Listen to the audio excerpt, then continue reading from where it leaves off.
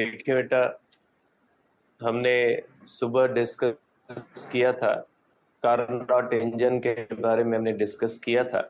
अब हमारा एक छोटा सा टॉपिक रहता है जो लास्ट में हमारे पास एंट्रोपी। एंट्रोपी का जो कॉन्सेप्ट आता है वो सबसे पहले इंट्रोड्यूस किया था कैलासियस ने। जो हम कैलासियस स्टेटमेंट पढ़ते हैं सेकंड लॉ ऑफ थर्मोडायनेमिक्स की, तो सेकंड लॉ ऑफ थर्मोडायनेमिक्स की जो कैलासियस स्टेटमेंट होती है उसका देने वाला जो रोडोल्फ कैलासियस है, उसने मेरे ख्याल में 1856 के अंदर ये कॉन्सेप्ट पेश किया था एंट्रोपी का। अब इसका बेसिक कॉन्सेप्ट क्या होता है? बेसिक कॉन्सेप्ट ये होता है कि आप इसकी डेफिनेशन अगर देखेंगे तो इसकी बेसिक डेफिनेशन ये है। एंट्रोपी एंट्रोपी की जो बेसिक डेफिनेशन है वो ये होती है कि mayor of molecular disorder, mayor of molecular disorder. देखिए, या आप ये भी कह सकते हैं मेयर ऑफ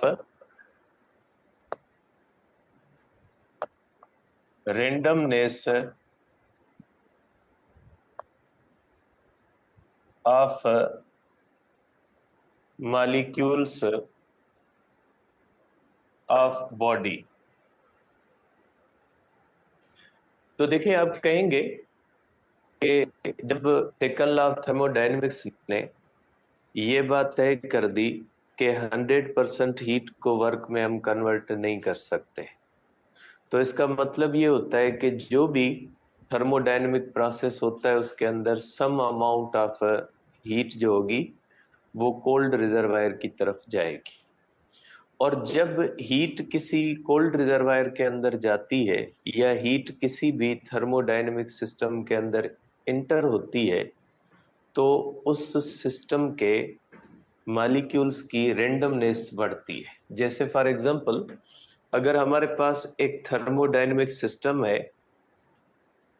अगर हमारे पास कोई थर्मोडायनेमिक सिस्टम है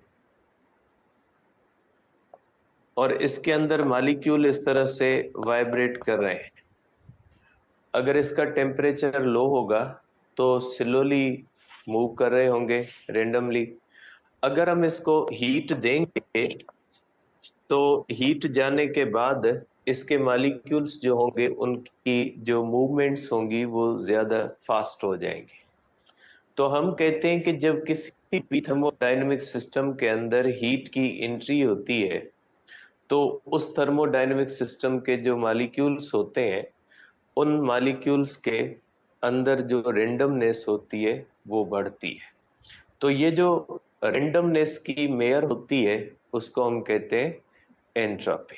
पहले आप इसका मकसद समझ लें, फिर हम देखते हैं कि इसको हम इतना सीरियस क्यों ले रहे हैं कि अगर मॉलिक्यूलर रेंडमनेस बढ़ती है तो हमारा उसके अंदर क्या लेना देना, भले जो है वो मॉलिक्यूलर डिसऑर्डर बढ़ता रहे। अब ये जो मॉलिक्यूलर डिसऑर्डर है सिर्फ हीट के जाने से नहीं बढ़ता। मॉलिक्यूलर जो डिसऑर्डर होता है जैसे एडियाबेटिक प्रोसेस के अंदर होता है, तो अगर हमारे पास कुछ मॉलिक्यूल्स हैं वो इस तरह से कम वॉल्यूम के अंदर वाइब्रेट कर रहे हैं, अब अगर इसका वॉल्यूम इंक्रीज करें और वॉल्यूम बढ़ जाएगा तो इन मॉलिक्यूल्स को मूव करने के लिए ज्यादा स्पेस मिल जाएगा। तो जब उन्हीं सेम मॉलिक्यूल्स को ज्यादा स्पेस मिल जाएगा तो मॉलिक्यूलर रेंडमनेस जो होगी वो बढ़ जाएगी। फॉर एग्जांपल, के स्कूल के अंदर जब बच्चों की ब्रेक होती है तो स्कूल के कंपाउंड के अंदर ही बच्चे इधर उधर रेंडमली दौड़ते भागते रहते हैं। लेकिन जब छुट्टी हो जाती है तो समझे फिर वो सारे शहर के अंदर जो होते हैं वो तकसीम हो जाते हैं, कोई किस साइड का होता है कोई किस साइड का, तो उनकी रेंडमनेस क्या हो जाती है, बढ़ जाती है। तो जितना स्पेस बढ़ता है उतनी रेंडमनेस जो होती है वो बढ़ती है। तो मॉलिक्यूलर रेंडमनेस जो होती है, जिसको हम एंट्रोपी कहते हैं, वो सिर्फ हीट के इन या आउट होने से चेंज नहीं होती, लेकिन अगर किसी भी थर्मोडायनेमिक सिस्टम का वॉल्यूम भी अगर चेंज होता है, तो वॉल्यूम चेंज होने की वजह से भी मॉलिक्यूलर डिसऑर्डर या मॉलिक्यूलर रेंडमनेस बढ़ती है। तो जब किसी भी थर्मोडायनेमिक सिस्टम के अंदर जो मॉलिक्यूल्स होते हैं, उनकी रेंडमनेस को अगर हम मेयर करें, तो उनकी रेंडमनेस के मेयर को हम कहते हैं एंट्रोपी। ठीक है, एंट्रोपी को आप हीट से नहीं जोड़िएगा कि एंट्रोपी हीट से रिलेटेड है। एंट्रोपी एक्चुअली मॉलिक्यूलर डिसऑर्डर का जो है वो मेयरमेंट है।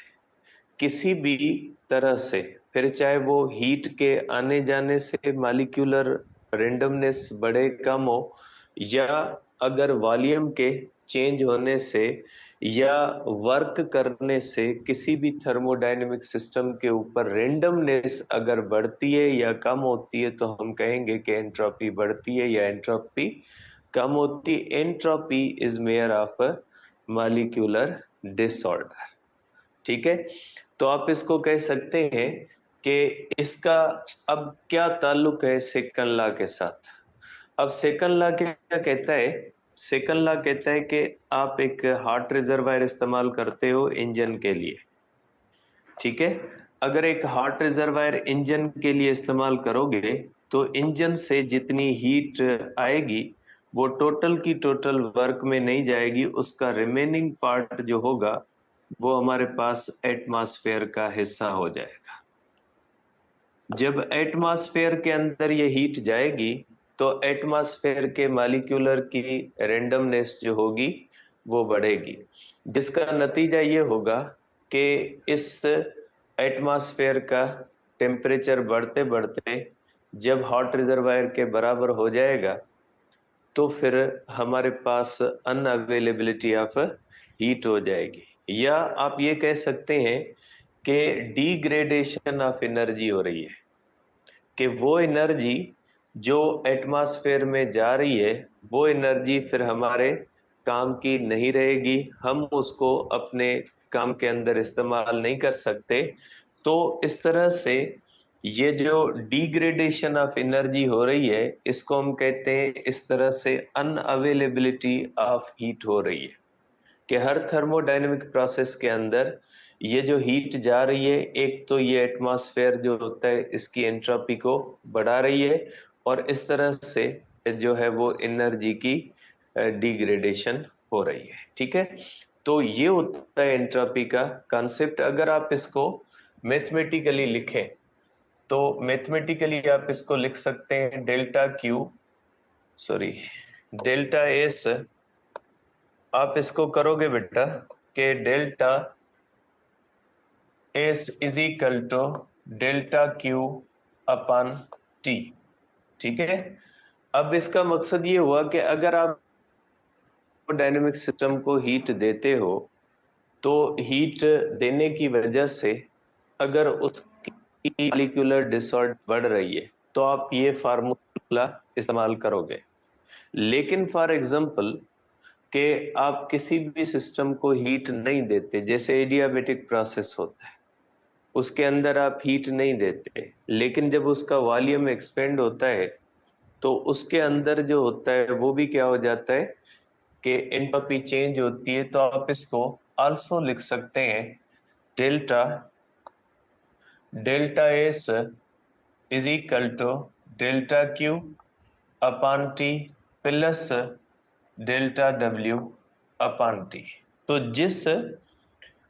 जिस प्रोसेस के अंदर हीट जाती है, इन होती है, जैसे आइसोकोरिक प्रोसेस, उसके अंदर वर्क नहीं होता, तो आइसोकोरिक प्रोसेस के अंदर ये हो जाएगा। लेकिन अगर कोई भी हमारे पास ऐसा प्रोसेस है जिसके अंदर, जैसे एडियाबेटिक प्रोसेस है, उसके अंदर डेल्टा क्यू नहीं होती, तो फिर ये फैक्टर आ जाएगा। ठीक है, तो इस तरह से आप कहेंगे कि एंट्रोपी दोनों तरह से बढ़ती है। अब अगर आप इसको कहोगे कि methods of increasing entropy, methods of increasing entropy, entropy को इंक्रीज करने के मेथड्स कौन से होते हैं? पहला जो मेथड होता है वो होता है कि बाय ट्रांसफर ऑफ हीट, के हीट के ट्रांसफर होने की वजह से होता है। और दूसरा होता है बाय चेंज ऑफ वॉल्यूम, कि आप इसको हीट ट्रांसफर के थ्रू भी आप इसकी एंट्रोपी चेंज कर सकते हैं, और आप इसकी एंट्रोपी को बाय जो है वो चेंज ऑफ वॉल्यूम भी कर सकते हैं। ठीक है, तो आप इसको इस सेंस में इस तरह से देखेंगे। दूसरी बात कि जो प्रोसेसेस होते हैं, आपको पता है एक स्पॉन्टेनियस प्रोसेस होता है और दूसरा नॉन स्पॉन्टेनियस प्रोसेस होता है। नेचुरली जितने भी प्रोसेसेस हैं उनके अंदर जो स्पॉन्टेनियस प्रोसेस होता है, या आप ये कह लें कि जो इरिवर्सिबल प्रोसेस होता है, तो इरिवर्सिबल प्रोसेसेस जो होते हैं वो हमेशा एंट्रोपी को बढ़ाते हैं, जबकि जो रिवर्सिबल प्रोसेस होता है उसके अंदर एंट्रोपी जो होती है वो जीरो चेंज होती है। जो रिवर्सिबल प्रोसेस होते हैं उनके अंदर एंट्रोपी की चेंज जो होती है वो जीरो होती है, और जो इरिवर्सिबल प्रोसेसेस होते हैं उनके अंदर एंट्रोपी की चेंज पॉजिटिव होती है। इन इरिवर्सिबल प्रोसेस एंट्रोपी इंक्रीजेस, ठीक है, जबकि इन reversible process, in reversible process entropy remains, entropy change is zero. Entropy change जो होती है वो जीरो होती है, और एंट्रोपी जो होती है ये स्टेट फंक्शन है। Entropy is state function. State function की आपने डेफिनेशंस पढ़ी है कि स्टेट फंक्शन का मकसद है ऐसा प्रोसेस, ऐसी चीज जो इनिशियल और फाइनल स्टेट पे डिपेंड करे, जो पाथ से इंडिपेंडेंट हो। जो इस चीज पे डिपेंड करती है कि सिस्टम की इनिशियल स्टेट कौन सी है, फाइनल स्टेट कौन सी है, जो इस पे डिपेंड नहीं करती कि आप सिस्टम को किस से लेके गए, किस पाथ से लेके गए। जैसे प्रेशर होता है और मुख्तलिफ जैसे इंटरनल एनर्जी है, ये भी स्टेट फंक्शंस होते हैं। तो इस तरह से आप इसको कह सकते हैं कि ये जो प्रोसेसेस हैं ये स्टेट फंक्शंस होते हैं। ठीक है, तो ये हमारे पास भी एंट्रोपी जो है वो स्टेट फंक्शन है। ठीक है, और ये किस पे डिपेंड करती है? ये डिपेंड करती है इनिशियल स्टेट पे और फाइनल स्टेट पे। ठीक है, अब इसके लिए भी साइन कन्वेंशंस है। देखिए इसका फार्मूला मैं लिख लेता हूँ, फार्मूला मैंने लिख दिया बेटा। अब इसके अंदर भी होती है साइन कन्वेंशंस। इसके अंदर साइन कन्वेंशन पहली ये होती है कि अगर डेल्टा क्यू पॉजिटिव है, अगर किसी भी जो है वो डेल्टा क्यू पॉजिटिव है, किसी सिस्टम के अंदर हीट इन होती है। डेल्टा क्यू पॉजिटिव का मकसद है उस सिस्टम के अंदर हीट इन होती है, तो आप कहेंगे कि ऐसे के अंदर delta S is equal to delta Q upon T, तो ये हो जाएगा आपके पास पॉजिटिव। क्योंकि अगर डेल्टा क्यू जो होता है वो पॉजिटिव है, टेम्परेचर तो एब्सोल्यूट टेम्परेचर होता है, यहाँ पर एब्सोल्यूट टेम्परेचर कभी भी निगेटिव नहीं होता। अगर डेल्टा क्यू पॉजिटिव है तो सिस्टम की एंट्रोपी क्या होगी? पॉजिटिव। इसका मतलब है कि अगर किसी भी सिस्टम के अंदर हीट जाएगी तो जाहिर सी बात है मॉलिक्यूलर रेंडमनेस बढ़ेगी, और मॉलिक्यूलर रेंडमनेस जो होती है वो अगर बढ़ेगी तो हम कहेंगे एंट्रोपी चेंज जो होती है पॉजिटिव होती है। और दूसरा होता है कि हमारे पास डेल्टा क्यू अगर निगेटिव है तो आप इसके अंदर कर सकते हैं delta S delta Q upon T, तो ये जो हो गया ये हमारे पास हो जाएगा निगेटिव। ठीक है।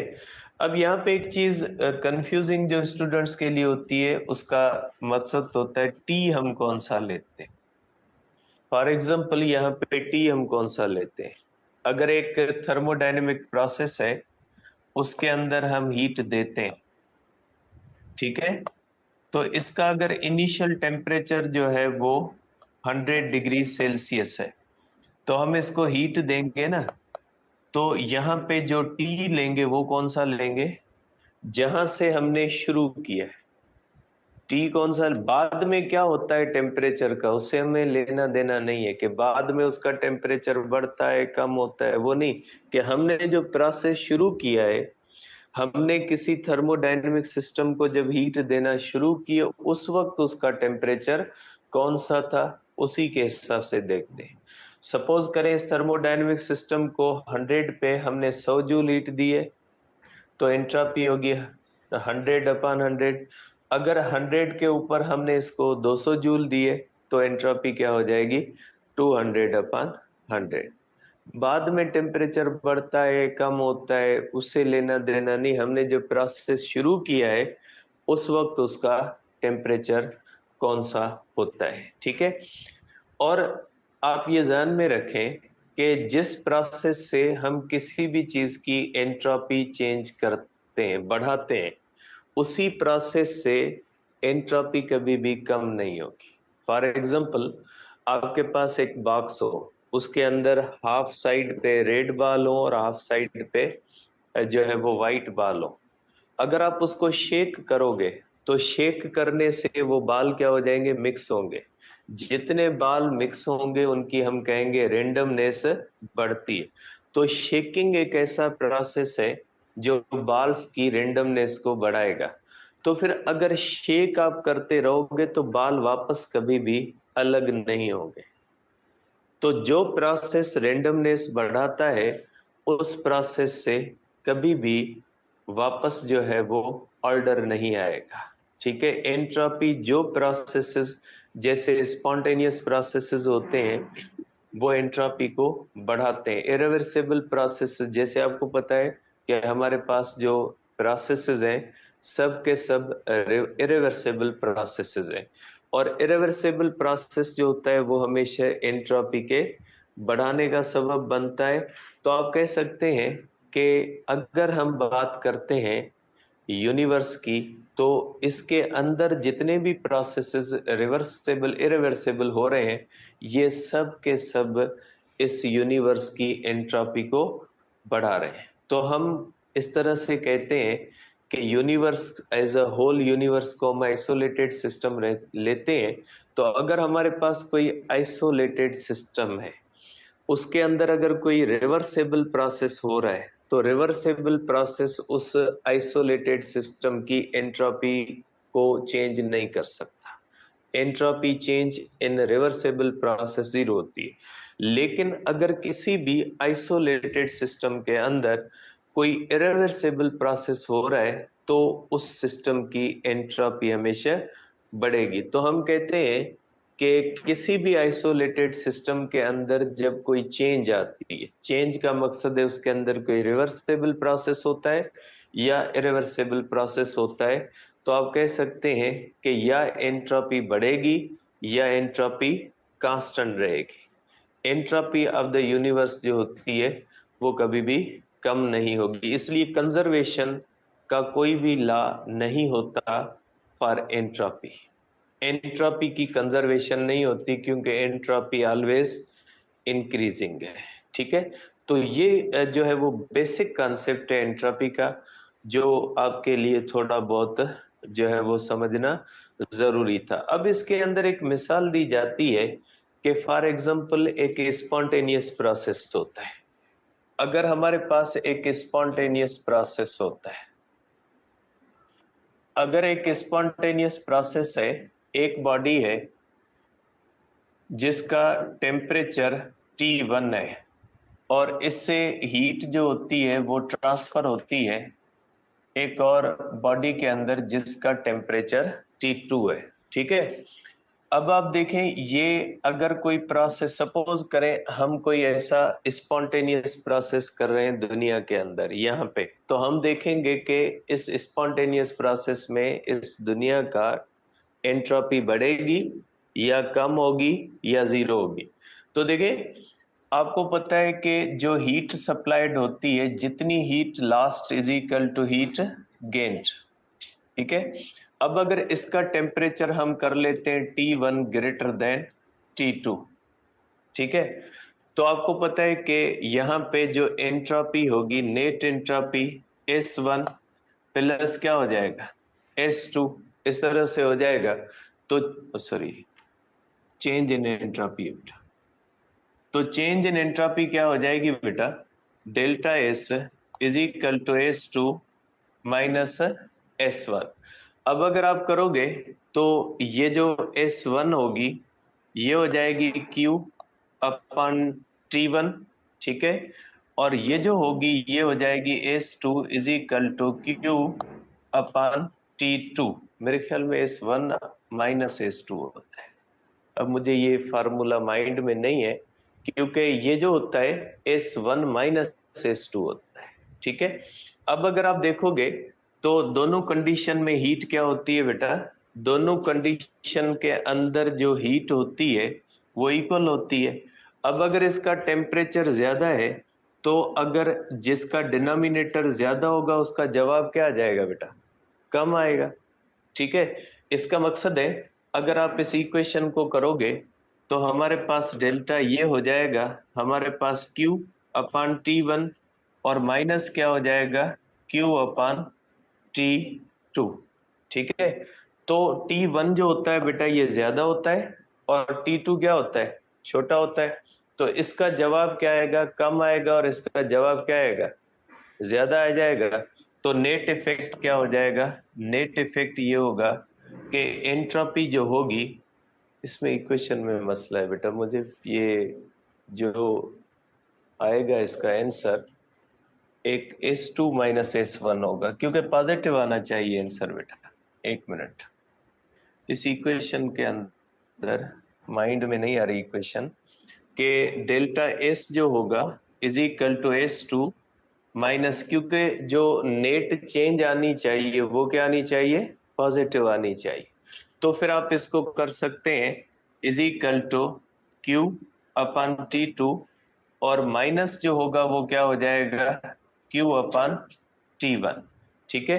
तो आप इसको कर सकते हैं कि इसका जो जवाब आएगा ये कौन सा आएगा बेटा, पॉजिटिव, क्योंकि आपको पता है बेटा T2 कम होता है तो ये बड़ा होगा और ये कौन सा होगा, छोटा आ जाएगा, ठीक है। तो स्पॉन्टेनियस प्रोसेस के लिए जो होगा वो S2 माइनस S1। अब यहाँ पे S2 माइनस S1 क्यों करते हैं, इसलिए कि इसने हीट लूज की है और जिससे हीट बाहर गई है उसकी एंट्रोपी क्या होगी, कम, और इसने क्या किया है, हीट गेन किए, तो इसकी एंट्रोपी क्या होगी, बढ़ेगी। तो ज्यादा एंट्रोपी से हम किसको माइनस करेंगे, कम एंट्रोपी को माइनस करेंगे, तो हमें क्या आएगा, नेट जो है वो उसकी रिजल्ट मिलती है, ठीक है। तो ये होता है हमारे पास कि जो स्पॉन्टेनियस प्रोसेस होता है उसके अंदर जो एंट्रोपी चेंज होती है वो हमेशा क्या होती है, पॉजिटिव होती है। अब इसके लिए जो है वो कुछ कन्वेंशंस हैं, कुछ चीजें हैं, इसको आप देख लें कि इस तरह से होता है बेटा कि अगर आप देखते हैं तो ये उसकी कुछ चीजें हैं कि अगर हमारे पास जो एंट्रोपी जनरेट होती है, इस GN का मकसद है कि एंट्रोपी जो जनरेट होती है तो ये ग्रेटर देन जीरो होती है फॉर इरिवर्सिबल प्रोसेस। जो भी इरिवर्सिबल प्रोसेस होता है वो सिस्टम की एंट्रोपी बढ़ाता है, जो रिवर्सिबल प्रोसेस होता है उसकी एंट्रोपी चेंज क्या होती है, zero.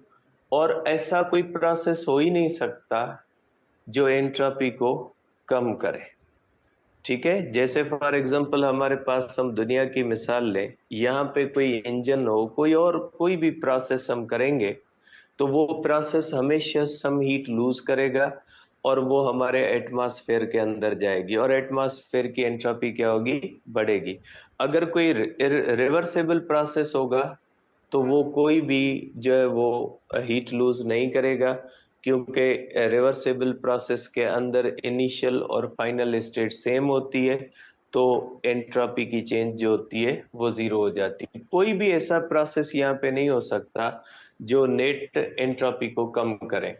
A process must proceeds in the direction that complies with the increase of the entropy।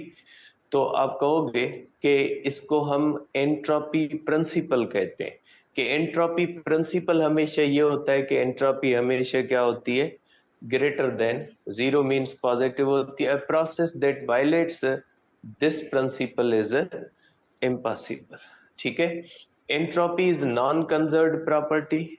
Entropy conserved नहीं है, कि आप ये समझें कि जितनी एक की कम होगी उतनी दूसरे की बढ़ेगी, ऐसा नहीं होगा। कंजर्व्ड नहीं है, जो नेट इफेक्ट है वो हमेशा क्या होता है, बढ़ता है। Entropy is non conserved property and there is no such thing as the conservation of entropy, therefore the entropy of the universe is continuously increasing। The performance of engineering system is degraded by the presence of irreversibility। कि engineering के हिसाब से ये जो irreversibility है ना, ये energy की डिग्रेडेशन का सबब बन रही, क्योंकि हर प्रोसेस के अंदर हमारे एटमॉस्फेयर की एंट्रोपी बढ़ रही है और जितना एटमॉस्फेयर का टेम्परेचर बढ़ता जाएगा उतनी हमारे पास अनअवेलेबिलिटी ऑफ हीट होती जाएगी। The entropy generation is a measure of the magnitudes of the irreversibilities present during the process। ठीक है, अब आपके बुक में एक दो चीजें दी गई हैं, उसको देख लेते हैं कि हमारे बुक के अंदर एक दो पॉइंट्स दी गई, इनको ध्यान में रख लीजिएगा।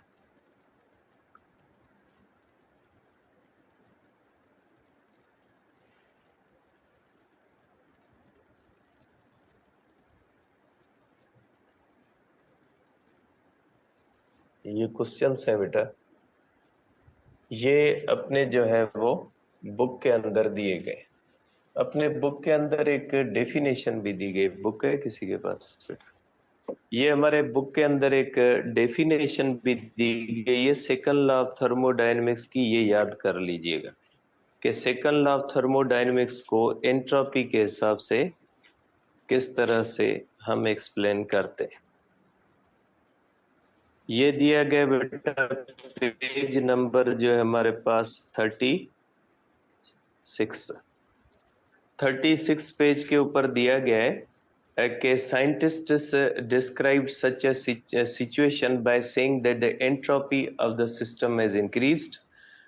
These considerations thus lead to define the second law of thermodynamics as follows: when an isolated system undergo a change, the disorder in the system increases। ये तब होता है जब कोई irreversible process होता है। As said above, entropy is thought of being synonymous with the degree of disorder। The second law of thermodynamics is then also defined as when an isolated system undergoes a change, the entropy of the system either remains constant or it increases। It is our experience also that the natural tendency of the things is to go into disordered state। कि naturally चीजें किस तरफ जाती हैं, disordered situation की तरफ जाती हैं। ठीक है, अब एक्सरसाइज के बेटा ये एक दो क्वेश्चंस हैं, इनके अंदर थोड़ी चेंज इस्तेमाल की गई है। ये हमारे पास जो क्वेश्चन है बेटा, ये है लेटेंट हीट का। ये टॉपिक दिया हुआ नहीं है बेटा, ये लेटेंट हीट ऑफ फ्यून है, इसको हम कहते हैं लेटेंट हीट ऑफ फ्यून। वो हीट जो किसी भी थर्मोडायनेमिक सिस्टम का जो है वो किसी भी चीज की स्टेट चेंज करने के लिए जैसे सॉलिड है तो सॉलिड को लिक्विड करने के लिए इस्तेमाल हो, उसको हम कहते हैं लेटेंट हीट ऑफ फ्यून।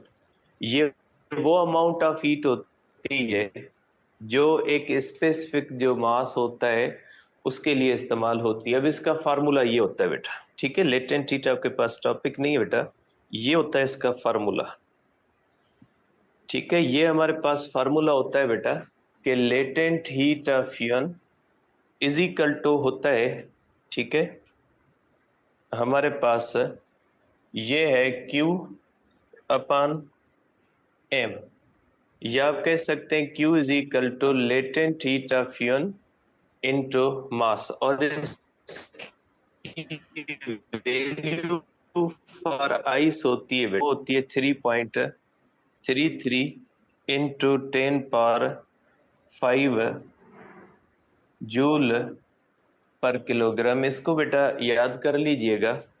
अब इसके अंदर क्या कहा गया, अ 2 kilogram iron block is taken from furnace where its temperature was 650 degrees Celsius and placed on a large block of ice at 0 degrees Celsius, assuming that all the heat given by the iron is used to melt the ice, how much ice is melt, ठीक है। तो यहाँ पे आप इसको जो है वो कर सकते हैं, मास को फाइंड कर सकते हैं, लेटेंट हीट ऑफ फ्यून का है। अब इसके बाद हमारे पास बेटा ये आखिरी जो है, इसके अंदर जो है वो एक क्वेश्चन के अंदर चीज कही गई है, the low temperature reservoir of a Carnot engine is at 7 degree Celsius, के लो रिजर्वायर जो T2 होता है बेटा, ये हमारे पास है 7 डिग्री सेल्सियस पे, ये हो जाता है 280 केल्विन पे, and as an efficiency of 40%, और इसकी इफिशियंसी क्या होती है बेटा, इज इक्वल टू 0.4 होती है। It is desired to increase the efficiency 50%। अब आपने क्या करना है, इसकी इफिशियंसी को आप 0.5 50% करना है, तो आपको कितना हॉट रिजर्वायर का टेम्परेचर जो है वो चेंज करना है। अब आप क्या करेंगे, पहले इसके हॉट रिजर्वायर का भी आपको पता नहीं है, और इसके लिए भी T2 वही रखेंगे 280 केल्विन, जबकि इसकी इफिशियंसी जो है वो आप यहाँ पे इसका भी T1 डैश निकालोगे, ठीक है। आप पहले ये फार्मूला इस्तेमाल करोगे, E1 is equal to 1 minus T2 upon T1, इस फार्मूले से आप फाइंड करोगे T1। उसके बाद आप ये फार्मूला इस्तेमाल करोगे, is equal to 1 minus T2 upon T1 dash, और इस फार्मूले से आप फाइंड करोगे T1 डैश, ठीक है। उसके बाद आप इसका टेम्परेचर चेंज फाइंड करोगे, तो ये आपका आंसर आ जाएगा। इस तरह से आप इसका जो है वो माइनस कर सकते हैं, ठीक है। तो ये आपको इस तरह से आंसर निकालना है। इसके अंदर कहा गया है कि आप कोल्ड रिजर्वायर का टेम्परेचर चेंज नहीं कर सकते, आप किसका टेम्परेचर चेंज करना है, आपको हॉट रिजर्वायर का टेम्परेचर चेंज करना है। तो हॉट रिजर्वायर का टेम्परेचर की चेंज आप इस तरह से निकाल सकते हैं, ठीक है। तो ये चैप्टर बेटा आपका कंप्लीट है, ठीक है। अब जो सुबह ऑनलाइन थे या आप लोग हैं, अब आप जा सकते हैं। बाकी जो वहाँ पे फिजिकल बॉयज हैं, उनको कार्नोट इंजन की वीडियो दिखानी है, तो वो आप जो है वो